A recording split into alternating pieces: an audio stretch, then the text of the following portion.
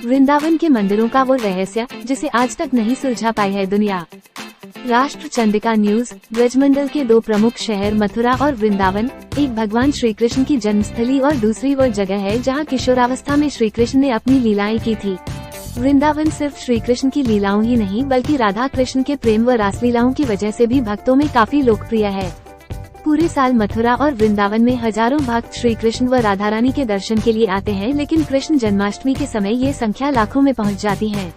वृंदावन के रहस्यमयी निधिवन के बारे में तो आपने खूब सुना होगा, लेकिन क्या आपको पता है वृंदावन में कई और भी मंदिर हैं, जहां घटने वाली घटनाओं के पीछे क्या रहस्य है या ये कोई अलौकिक घटनाएं हैं, इसकी व्याख्या दुनिया में कोई भी नहीं कर पाया है।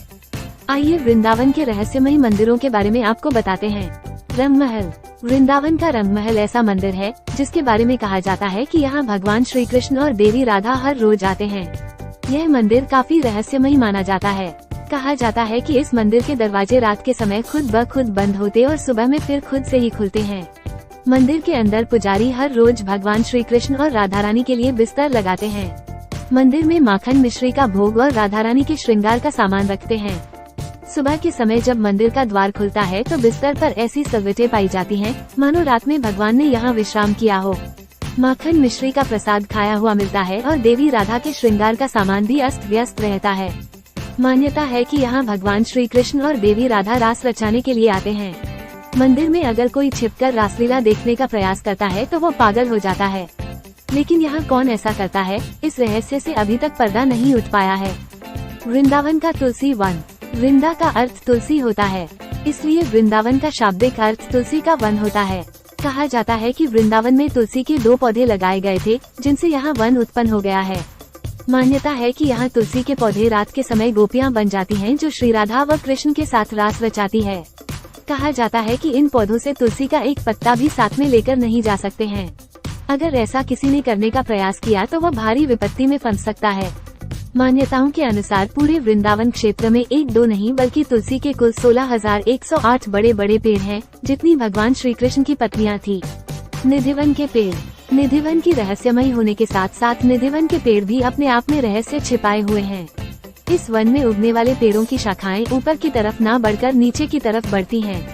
जी हाँ, यहाँ आम पेड़ों की तरह शाखाएं ऊपर की तरफ नहीं बल्कि अपनी जड़ों की तरफ बढ़ती है। इस वजह से निधिवन के पेड़ों की ऊंचाई भी काफी कम होती है। सभी पेड़ों की शाखाएं एक दूसरे में गुंथकर अजीब सा आकार बनाती है, जो निधिवन को और भी रहस्यमयी बना देते हैं।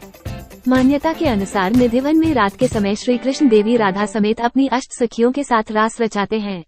कहा जाता है कि आसपास रहने वाले लोगों को कई बार निधिवन से घुंघरुओं के छिनकने की आवाजें सुनाई देती हैं। निधिवन के पास रहने वाली एक महिला ने तो यहाँ तक दावा किया था कि उन्हें अपने घर के पीछे निधिवन के पास से एक टूटा हुआ घुंघरू भी मिला था। आसपास के घरों में बंद कर देते हैं खिड़कियाँ। शाम के बाद निधिवन धार्मिक स्थान होने के बावजूद यहाँ डर का माहौल व्याप्त हो जाता है।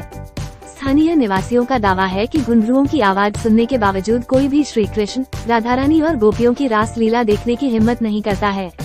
निधिवन के दरवाजों को शाम को 7 बजे के बाद बंद कर दिया जाता है। इसके बाद अगर किसी ने निधिवन में झांकने की कोशिश की, वो या तो पागल हो गया या फिर तुरंत अंधा बन जाता है। कहा तो ये भी जाता है कि निधिवन के दरवाजे बंद हो जाने के बाद पशु पक्षी तक निधिवन छोड़कर चले जाते हैं। बंदर, पक्षियाँ भी यहाँ नहीं रहते हैं। आसपास रहने वाले लोग शाम के बाद निधिवन की तरफ खुलने वाली खिड़कियों तक को बंद कर देते हैं, ताकि गलती से भी कोई उस तरफ ना देख ले।